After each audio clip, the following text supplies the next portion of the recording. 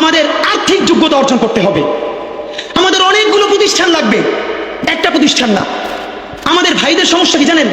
সে আজকে যদি হাটাজারি মাদ্রাসা দিয়ে কেউ একটা পত্রিকা বার করে, সেই পত্রিকাটাও সে জাতীয় মূলধারা বানাবে না, দেবে দৈনিক হাটাজারি সে বানাবে। মানে কোনো না কোনো ঘুরে ফিরা তার চিন্তায়, মননে, মগজে প্রথমে হয়তো হাটাজারি, সর্বোচ্চ বড় হইলে হেফাজত, এরপরে সর্বোচ্চ বড় হইলে বাংলাদেশের শুধু মুসলমান।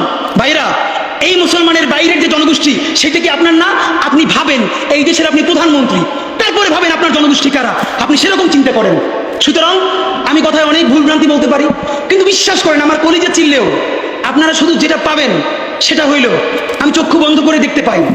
আমরা যদি যোগ্যতা নিয়ে 5-10 বছরের মধ্যে দাঁড়াইতে না পারি, এই ভিডিও, এই ছবি, এই শহীদ পরিবার, এই আহত, এদের জীবন তো শেষ।